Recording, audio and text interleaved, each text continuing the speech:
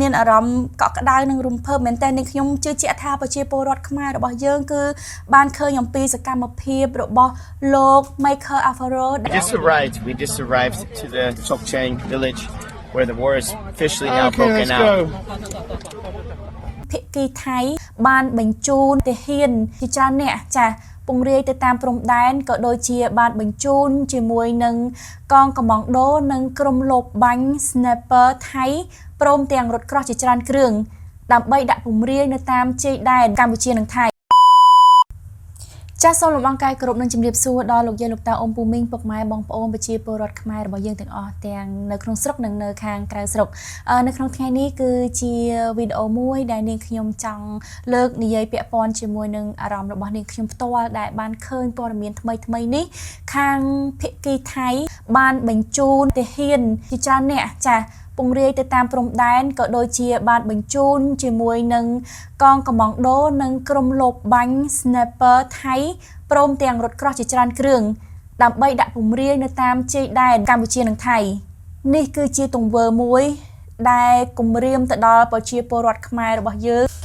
ឃើញព័ត៌មានដែលបងប្អូនខ្មែរយើងថ្មីនឹងគាត់បានជំនឿខ្លួននឹងគឺសម្រាប់នាងខ្ញុំមានអារម្មណ៍ថាក្តុកក្តួលមែនតើចាហើយខ្មែរយើងទាំងនៅខាងតាពាំងត្រាវគឺថាពួកគាត់បានជំនឿខ្លួនទាំងយប់ម៉ោង3:74ភ្លឺហើយចាជាម៉ោងដែលគ្រប់គ្នាកំពុងតែលងលក់ស្រួលក៏ប៉ុន្តែបងប្អូននៅឯជ័យដែនកំពុងតែរើអីវ៉ាន់ចេញពីផ្ទះទៅតំបន់ដែលមានសុវត្ថិភាពចានេះគឺជាទង្វើមួយដែលថៃធ្វើយ៉ាងអមនុស្សធម៌មែនតើបងប្អូនដែលជារឿយខាងភាគីថៃគឺតែងតែគំរាមកំហែងមកដល់កម្ពុជាជានិច្ចកម្ពុជាគឺត្រូវការសន្តិភាពណាស់ក៏ប៉ុន្តែថៃគឺតែងតែចង់ឈ្លានពាននៅទឹកដីរបស់ខ្មែរយើងជានិច្ចនេះបងប្អូនសម្រាប់នាងខ្ញុំគឺពេលដែលឃើញនៅទស្សនវិជ្ជាទាំងអស់ហ្នឹងធ្វើខ្ញុំសម័យឃើញកាលពីខ្ញុំបានទៅចែកស្បៀងជូនទៅដល់បងវរៈកងទ័ពរបស់យើងនៅខាងឧត្តរមានជ័យខាងបន្ទាយមានជ័យនោះគឺថាពេលដែលជិះតាមផ្លូវណាបងប្អូនពេលហ្នឹងគឺជាពេលដែលប្រជាពលរដ្ឋយើងដែលជនភៀសសឹករបស់យើងហ្នឹងគឺគាត់បានត្រឡប់មកស្រុកកំណើតវិញដោយសប្បាយចិត្តហើយដោយមានអារម្មណ៍ថារៀងកក់ក្ដៅវិញហើយបន្ទាប់ពីបត់ឈប់បាញ់រយៈពេល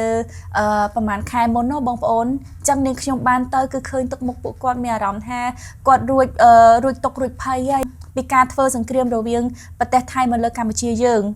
ក៏ប៉ុន្តែថ្មីទៀតនេះទស្សនវិជ្ជាមួយនេះគឺធ្វើឲ្យនាងខ្ញុំបានឃើញឲ្យសម័យដល់ពេលដែលខ្ញុំបានទៅផ្ទាល់ជួបផ្ទាល់ទើបដឹងថាគួរឲ្យអាណិតពួកគាត់យ៉ាងណាមកគ្រួសារគឺដាក់មកលមកមកទៀសគោហើយមិនមានអីបាំងអីច្រើនទេបងប្អូនហើយមានតែគេហៅថាតង់សម្រាប់បាំងការពីភ្លៀងការពីកម្ដៅអីហ្នឹងបងប្អូនមកគ្រួសារមួយមកគោយន្តមានឆ្កែមានឆ្មាមានមនុស្សមានចានឆ្នាំងសម្ភារៈដែលគាត់សម្រាប់ប្រើប្រាស់ជាប្រចាំថ្ងៃខ្លះដែលគាត់អាចយកមកតាមខ្លួនបានគឺគាត់យកមកតាមហើយឃើញទៅគឺសង្វេគមែនតើដែលនាងខ្ញុំតែងតែឃើញវីដេអូទាំងអស់ហ្នឹងពីចំនួនមុនដែលធ្លាប់ឃើញនៅក្នុងវីដេអូចាស់ណាបងប្អូនតែពេលបច្ចុប្បន្នគឺនាងខ្ញុំបានជួបផ្ទាល់ទាំងពីមុនខ្មែរយើងតែងតែឲ្យតម្លៃទៅលើពួកសៀមឲ្យតម្លៃជានិច្ចទាំងផលិតផលទាំងការប្រើប្រាស់អ្វីផ្សេងទាំងម្ហូបអាហារទាំងរបស់របរទាំងរឿងភាគថៃក៏ឲ្យតម្លៃគ្រប់ទាំងអស់គ្រប់ផ្នែកគ្រប់ជ្រុងដែលខ្មែរយើងតែងតែស្រឡាញ់ឲ្យតម្លៃទៅលើថៃប៉ុន្តែពេលដែលមកជួបនៅសង្គ្រាមនៅក្នុងបច្ចុប្បន្ននេះទើបយើងយល់ពីចិត្តខ្មៅរបស់ថៃនាងខ្ញុំសូមប្រើពាក្យថាសៀមផងថៃផងបងប្អូនដោយសារពេលខ្លះខ្ញុំវាក្តុកក្តួលខ្លាំងអញ្ចឹងអាចថានិយាយខុសឆ្គងកន្លែងណាបងប្អូនអភ័យទោសផងចាខន្តីអភ័យទោសផងប៉ុន្តែនេះជាអារម្មណ៍ពិតដែលនាងខ្ញុំចង់និយាយគឺប្រជាជនខ្មែរយើងគឺតែងតែឲ្យតម្លៃទៅលើគេជានិច្ចប៉ុន្តែមកដល់ឥឡូវគឺយើងភ្លឺភ្នែកមែនតើនៅពេលដែលយើងឃើញនឹងភ្នែកផ្ទាល់ថាពួកសៀមវាធ្វើបាបប្រជាពលរដ្ឋនិងកងទ័ពខ្មែរយើងខ្លាំងប៉ុណ្ណាទាំងវាប្រើគ្រប់មធ្យោបាយបងប្អូន ទាំងការបាញ់ផ្សែងពុលទាំងការបង្ហោះដ្រូនដាក់គ្រាប់ទាំងការរាយបន្លាស់លួសនិងសម្ភារវុធជាច្រើនដែលអុកលុកមកដល់ប្រជាពលរដ្ឋខ្មែរយើងនិងទាហានខ្មែរយើងគឺវាធ្វើគ្រប់អបាយកលដើម្បីធ្វើម៉េចឲ្យខ្មែរយើងផ្ទុះអាវុធទៅមុនវានឹងចង់បានសង្គ្រាមជាមួយនឹងកម្ពុជាឆាប់នេះជាលើកទី2ប៉ុន្តែខ្មែរយើងអត់ទ្រាំមែនតែនបងប្អូននេះខ្ញុំសូមសរសើរដល់ប្រមុខថ្នាក់ដឹកនាំកម្ពុជារបស់យើងគឺថាលោកអត់ធ្មត់ខ្លាំងណាស់ដើម្បីអីគឺដើម្បីឲ្យប្រជាពលរដ្ឋយើងទាំងអស់គ្នាមានសន្តិភាពមានសុខសុវត្ថិភាពបើទោះបីជាបច្ចុប្បន្ននេះបងប្អូននៅខាងព្រំដែននៅខាងជ័យដែនគឺកំពុងតែពិបាកជាមួយនឹងការទប់ទល់ជាមួយនឹងពួកសៀមដែលវាឈ្លានពានវាគម្រាមកំហែងគ្រប់សពបែបយ៉ាងវាយកបលាលួសមកដាក់នៅលើទឹកដីបងប្អូនខ្លះដែលគាត់អត់បាននៅផ្ទះគាត់ទេគឺថាបដិញប្រជាពលរដ្ឋយើងមកឆ្ងាយបើទោះបីជាវាអុកលុកគ្រប់សពបែបយ៉ាងណាក៏ខ្មែរយើងនៅតែអត់ធ្មត់ព្រោះយើងនៅតែប្រកាន់ចំហមួយគោរពនៅបទឈប់បាញ់ប៉ុន្តែភាគីថៃមិនបានគោរពនៅបទឈប់បាញ់ទេដោយថ្មីនេះនៅថ្ងៃទី20ជាងនេះគឺថាសៀមវាបានពង្រាយទ័ពដោយដែលនេះខ្ញុំបាននិយាយនៅខាងលើអញ្ចឹងវាបានពង្រាយទ័ពជាច្រើននៅតាមជ័យដែនវាបានចាក់បញ្ជូនពួកកំងដូពិសេសរបស់វាបានបញ្ជូនជាមួយនឹងពួកលបបាញ់ sniper ព្រមទាំងរក្រោះជាច្រើនគ្រឿងដាក់នៅតាមជ័យដែននិងពង្រាយត្រៀម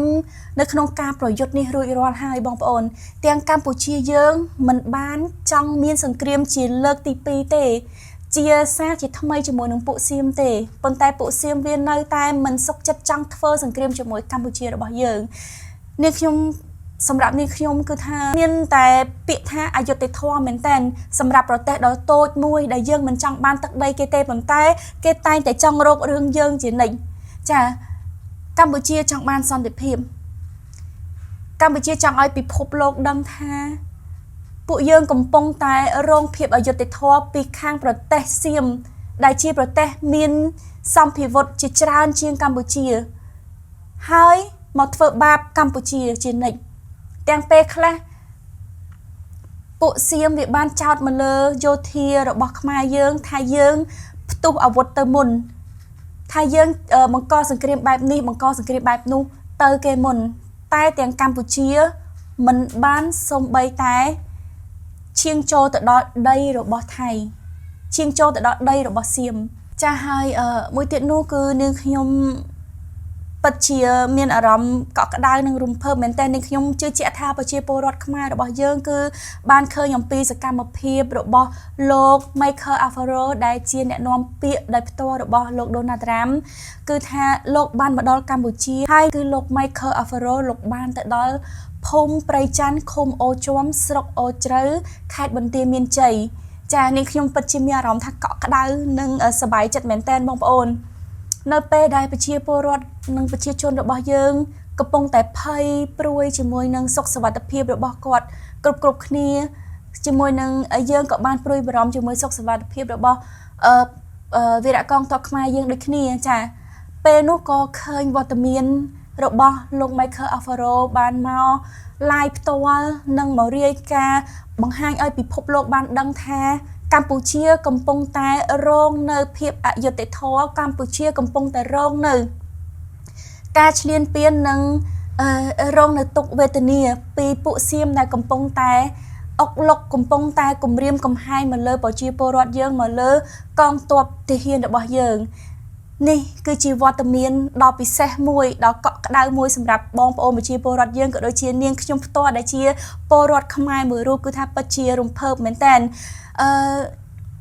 អារម្មណ៍ភ័យខ្លាចគឺយើងខ្លាចជាមួយនឹងពួកសៀមវាមានផ្ទុះអាវុធឬមួយក៏មានសង្គ្រាមម្ដងទៀតជាមួយនឹងខាងភាគីកម្ពុជារបស់យើងប៉ុន្តែអារម្មណ៍មួយទៀតគឺពិតជាកក់ក្ដៅណាស់នៅពេលដែលបានឃើញ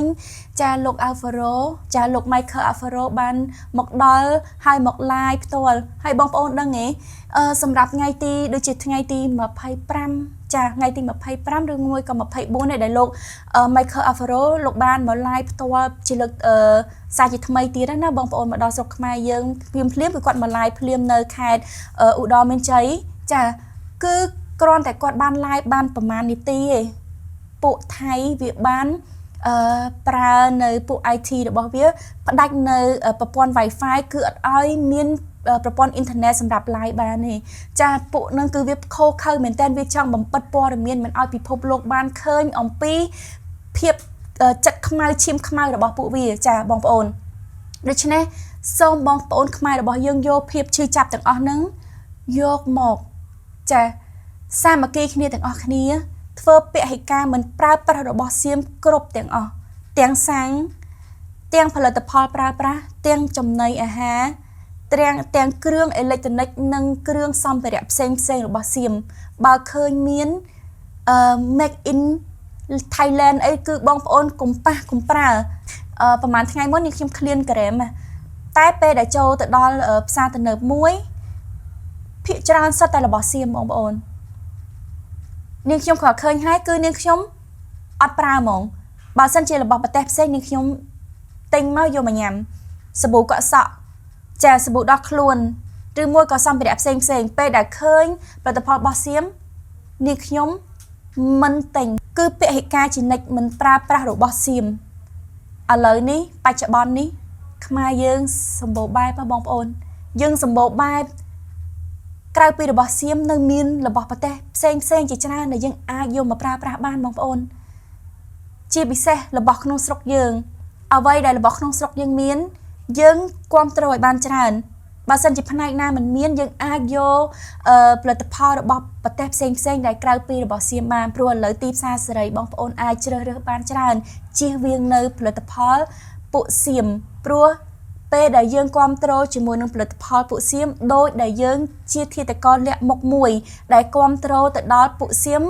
វាទៅឧបត្ថម្ភដល់កងទ័ពវាមកបាញ់ខ្មែរយើងចាបងប្អូនត្រូវចាំកន្លែងចំណុចហ្នឹងបងប្អូនត្រូវយកភាពឈឺចាប់ទាំងអស់ហ្នឹងយកមកដាក់នៅក្នុងខ្លួនទើបបងប្អូនអាចពហិការមិនប្រើប្រាស់របស់សៀមបានចាអរគុណច្រើនជាចុងក្រោយនេះនាងខ្ញុំមិនមានអ្វីទេក្រៅពីជូនពរទៅដល់វីរៈកងទ័ពខ្មែររបស់យើងនិងប្រជាពលរដ្ឋខ្មែររបស់យើងទាំងអស់ដែលនៅខាងជ័យដែននៅខាងតំបន់ដែលក្តៅជាច្រើនដែលជាប់ជាមួយនឹងព្រំដែនថៃចាសសូមឲ្យបងប្អូនទាំងអស់ជួបប្រទះតែក្តីសុខក្តីចម្រើនហើយមានសុខសុវត្ថិភាពគ្រប់ក្រុមគ្រួសារសូមឲ្យបុណ្យកុសលដែលនាងខ្ញុំបានធ្វើកន្លងមកនិងធ្វើជារឿយសូមឧទ្ទិសជូនទៅដល់វីរៈកងទ័ពដែលបានពលីជីវិតក៏ដូចជានៅបច្ចុប្បន្ននេះលោកបានកំពុងតែការពារនៅទឹកដីខ្មែររបស់យើងទាំងអស់គ្នានោះគឺថាសូមឲ្យលោកទាំងអស់គ្នាជួបប្រទះតែក្តីសុខនិងសុខសុវត្ថិភាពមិនមានគ្រោះភ័យអីទៅចោះសូមឲ្យគ្រោះភ័យទាំងអស់វាបកទៅលើពួកទាហានសៀមនិងពួកសៀមណាដែលមានឈាមខ្មៅចង់ធ្វើបាបប្រជាពលរដ្ឋខ្មែររបស់យើងចាហើយជាចុងក្រោយនេះបើសិនជាមាននិយាយលើសលួសខ្វះខាតកន្លែងចំណុចណាសូមខន្តីអភ័យទោសពុកម៉ែបងប្អូនដែលកំពុងតែទស្សនាជាមួយនឹងវីដេអូរបស់នាងខ្ញុំខណៈពេលនេះនាងខ្ញុំក៏សូមអរគុណសូមគោរពលា